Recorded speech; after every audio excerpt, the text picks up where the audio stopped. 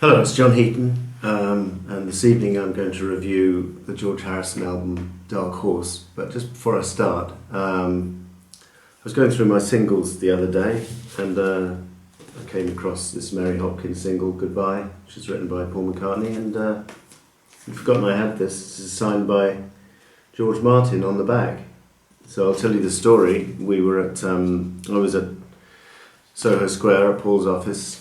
Sometime must have been 87, possibly 88, and we were at a street just off Soho Square, and we saw George Martin come up to this Italian restaurant with some friends, and we all rushed up to him, and he was a little bit annoyed because we were kind of blocking the way of his friends into the restaurant. So he said, if you'd allow my friends to go into the restaurant, which we did, and then he kindly signed this single for me.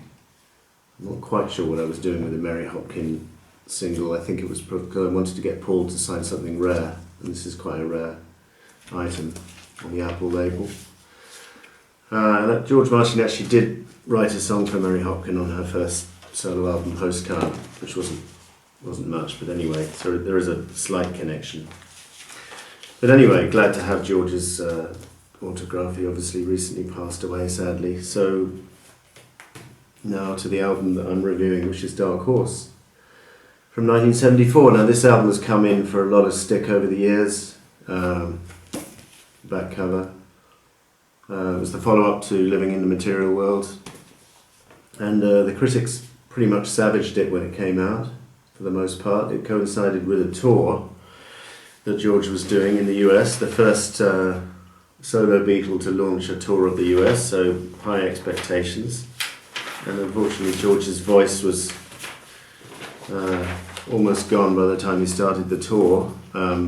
So the reviews of the tour and the album were both pretty negative. Richard Williams has written more recently, only a dedicated Apple scruff could love this album. Stephen Thomas Erlewine says, it's a mess, but a fascinating one. Rolling Stone completely slagged it off.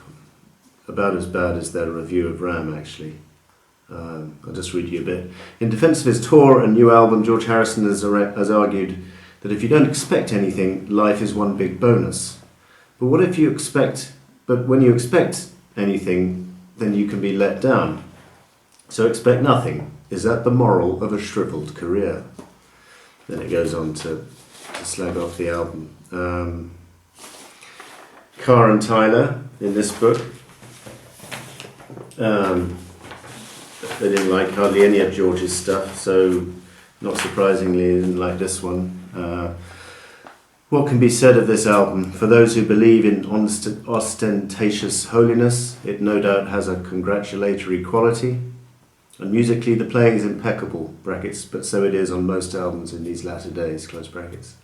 But the lyrics are in turn sanctimonious, repetitive, vituperative, and self-satisfied. It is a boring album. One wishes it had not come from an ex-Beatle. And then various other articles in Rolling Stone entitled Lumbering in the Material World and Transcendental Mediocrity. I think it was basically, as other people have pointed out, it was George's turn to have some negative press. They'd had a go at Paul first of all, and then John, and now it was George's turn. So unfair, yes. Justified, partially. But as you'll see in this review, I think there's a lot more to this album than they were giving it credit for. The cover, the first thing you'll probably note is it's a little bit reminiscent of Sgt. Pepper cover. This is an old school photo. George is in the top row with a blue face, and then he's dressed up all his teachers in various t-shirts like Hare Krishna and Om, and Bag Productions is there, and one guy's got a pound sign on his shirt, so I guess he's the maths teacher. And then one guy's got a Willy Weeks shirt on, so quite amusing. With Babaji symbol up there, and nice packaging on this album. Very nice photo of George's garden in Friar Park, Henley-on-Thames, with him taking a walk with Peter Sellers in the middle. And then some strange wording around the edge here, basically asking the listener not to judge this album too harshly or not to cast revengeful stones. So he's already being defensive without even knowing what the reaction's going to be to this album. So a little bit strange. And the lyrics are on here, which is always nice to have. And then this is something George put together on the plane at the beginning of his tour, which is all the track listings with all the musicians, and slightly reminiscent of Sometime in New York City, the second disc, where John did the same. A lot of in-jokes, a lot of wacky humour on here, such as George is spelling his name wrong here with one R, Harrison with one R. I think that's meant to be humour, because on the CD he's got another page, an earlier draft of this actually, where he's calling himself Harry Georgeson with one R, and P. Roducer, and which were pseudonyms which he'd used on the Splinter album of the same year, which he produced.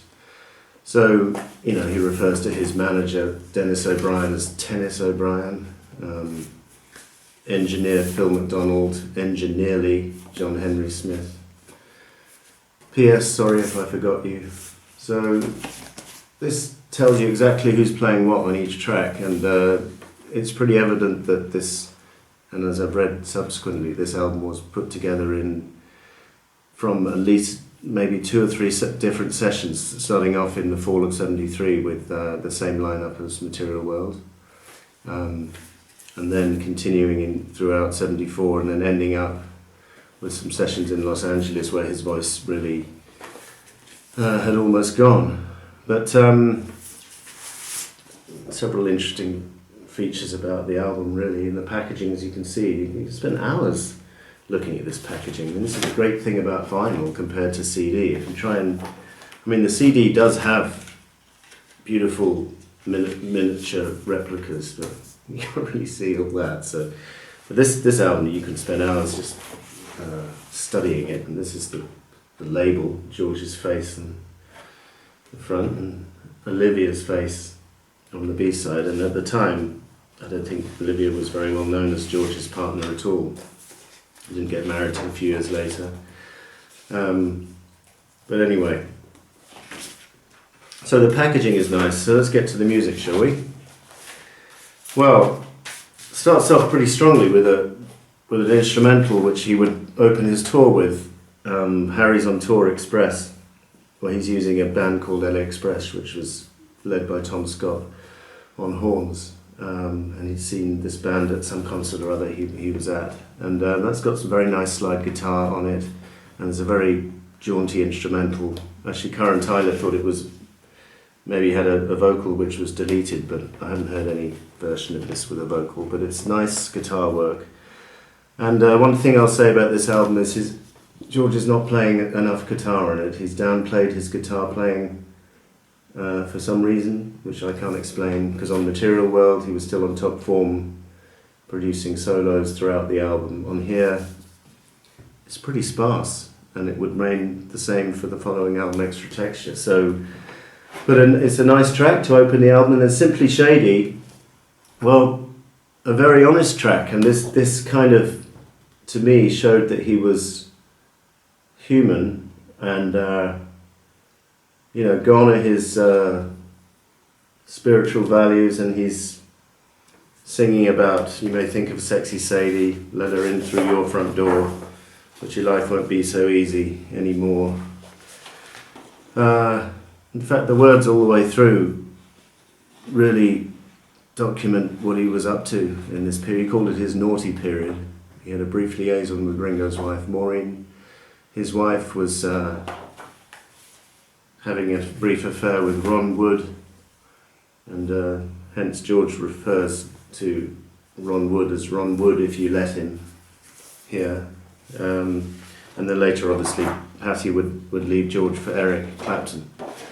But nice words on this one, and very uncharacteristic for George, who up until now had been singing about God more or less exclusively. So somebody brought the juicer, I thought I'd take a sip. Came off the rails so crazy, my senses took a dip. Before the bottle hit the floor, and I had time to think, I was blinded by desire. The elephant turned pink. I love it.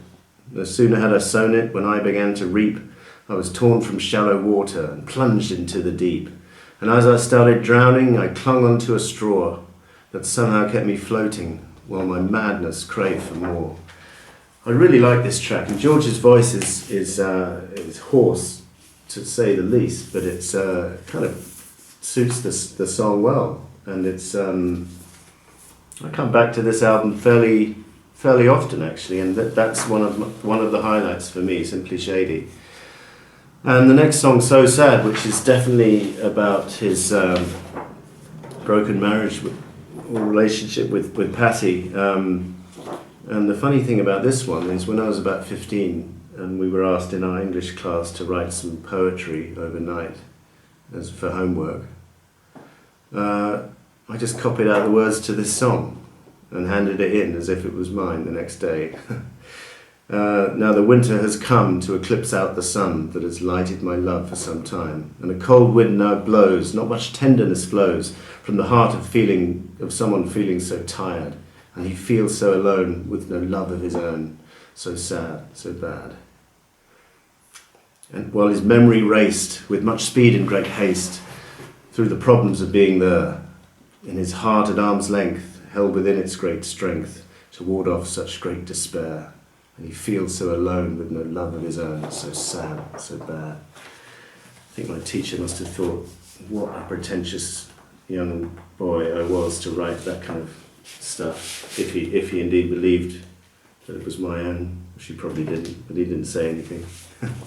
So the next song is a cover, and a rather ghastly cover of the Everly Brothers song, Bye Bye Love.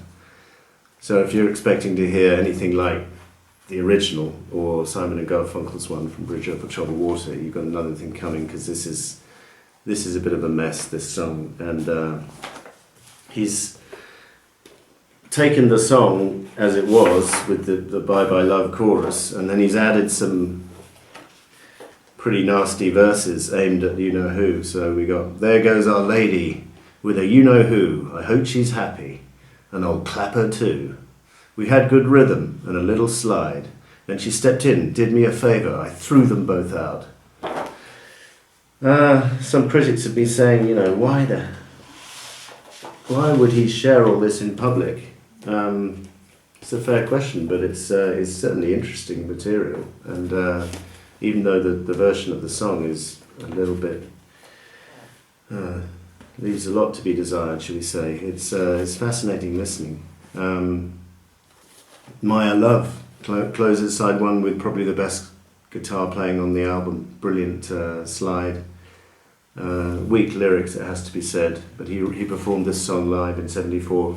Talking of which, that tour must exist out there, because we've seen tantalising clips.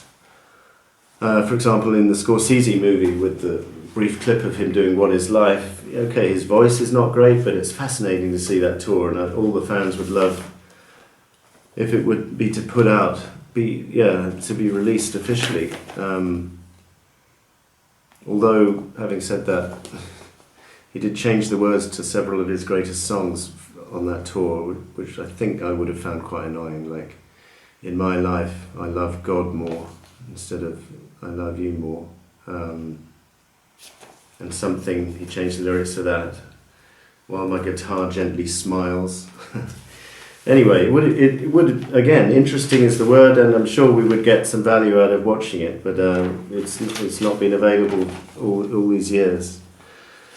So that's a strong closer to side one, Maya Love, and side two, Ding Dong Ding Dong. And this was a single. It failed to crack the top 30, I'm afraid, but it wasn't chosen as a single in the US. That was the title track, Darkhorse, which is the next track. Ding Dong Ding Dong.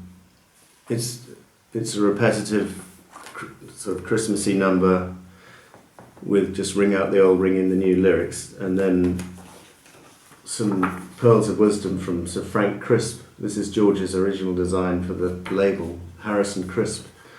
So Crisp supplied the yesterday, today was tomorrow, and tomorrow, today will be yesterday, which is not earth-shattering, but it's better than simply having a wonderful Christmas time. So I like this song, Ding Dong Ding Dong, and I actually like that. I've heard a bootleg version without the horns, without the production, just the guitars, and it sounds excellent. So that would have been nice to have that as a bonus track on here, but it's not on here. By the way, the album got to number 4 in the US and failed to chart in the UK at all. Failed to get in the top 50 at all in the UK, which is amazing, really, because 18 months earlier, Material World was a top 5 album. In fact, towards the top of the top 5, I think number 2 or 3, and this one just failed to chart. So, as my friend Dave Costello said, George's religious spiritualism, it was enjoyed and welcomed at first, and then it was tolerated, and by the time this album came out, people had had enough. So they just didn't bother buying it. So maybe there's some truth to that. And then since then in his career, his religious songs have been a little bit more subtle, not so head-on. So the title track, Darkhorse, this is my copy of the single with the similar label, just George's face there. Got to number 15 in the US, and has a fascinating B-side called I Don't Care Anymore, which kind of sums up the whole mood of the period. It's a great little number, and it's been unavailable on CD for all these years until 2014 when it finally came out. So Darkhorse itself, very strong track, very good galloping drums from, I think it's Jim Kellner. No, it's Andy Newmark, I'm sorry. Andy Newmark and Willie Weeks play on this track, and quite a few of the others. Andy Newmark, who would later play on Double Fantasy, and Willie Weeks and Andy Newmark obviously both played on a classic George Harrison album from '79. So Darkhorse, great track. The vocals are, obviously he's struggling to sing it because he's got this laryngitis problem, but actually that makes it quite special, really, in many ways. He really is a dark horse, and dark horse with an A as well, as several critics made that pun as well. It's pretty much top draw, that song, Darkhorse. Far East Man is a song he wrote with Ron Wood and was featured on Ron Wood's solo album. I've got my own album to do. It's not the best track, to be honest. It's kind of soulful, meandering tune, not great. And then it closes with It Is He, Jai Shri Krishna, which is not bad. I was playing it in the car the other day and found myself singing along to it. It goes on a little bit too much and very repetitive chorus. I think the verses are excellent. The chorus is, as I say, repetitive, but in the same way as My Sweet Lord was repetitive, but not nearly as catchy, really, although I was singing along to it. So not a great closer to the album, really. I think side 1 on the whole is better than side 2, because side 2 kind of tails off towards the end. Great picture on the back, and there's a great video for Ding Dong Ding Dong available on the Apple box set, and also I think you can get it on YouTube, watch it on YouTube, where he's wearing the same clothes and he's hoisting the flag of Hare Krishna at his Henley home. Very amusing video. There's still a few videos of George's which remain unreleased to this day, such as Blow Away and True Love, but I think most of them are out there now. So maybe that should have been the front cover. It's a great picture. This is quite an interesting front cover, nothing wrong with it. So I think of, so Frank Crisp, so he contributes that bit to Ding Dong Ding Dong, and would actually contribute a line or two to the next album, Extra Texture, scan not a friend with a microscopic glass, he knows faults, now let his foibles pass, which I think is actually obviously a better lyric than the ding dong one. Sir Frank Christ, the owner of Friar Park from I think the 19th century, he lived in that house and he might have even built it.